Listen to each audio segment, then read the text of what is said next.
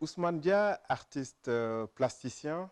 Je vis à Genève depuis bientôt 25 ans. Pour la Biennale de Dakar 2022, donc, je présente un projet intitulé 343, donc, qui est un multiple de 7 et puis qui a une signification qui tend vers l'infini, justement dans le, comment dire, dans notre monde actuel, voilà, avec comment dire, tous les aléas, tous les défis, toutes les questions qu'on se pose et puis des solutions que nous devons trouver.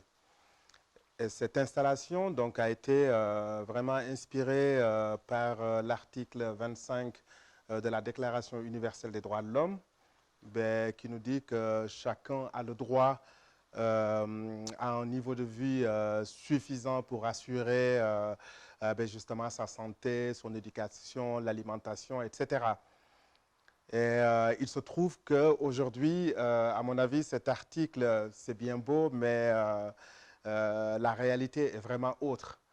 Donc l'idée, c'était justement de remettre cet article 25, pour moi, qui est très important, mais de le remettre au devant de la scène pour que les gens puissent questionner et puis ensemble qu'on puisse trouver aussi des solutions, surtout pour le continent africain.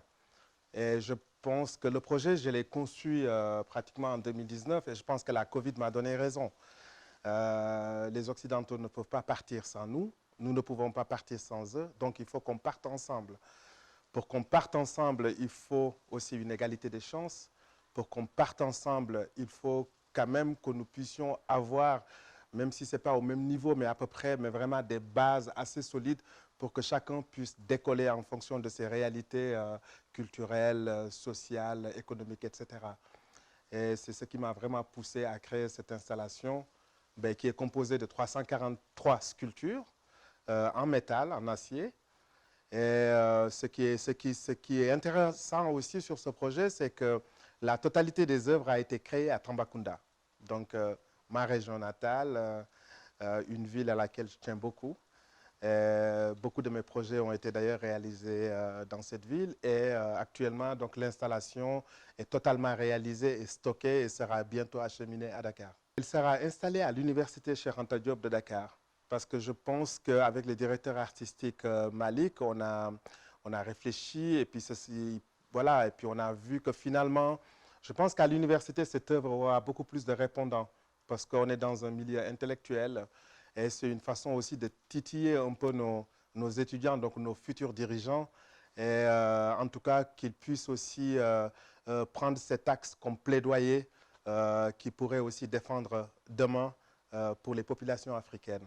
Alors cet événement, je pense que le rapport que j'ai avec cet événement, c'est le rapport, j'ose dire en tout cas, que tous les artistes, je dirais même pas que les artistes sénégalais ou africains, mais les artistes du monde entier peuvent avoir avec la Biennale, parce que c'est quand même une des plus grandes rencontres d'art contemporain du continent.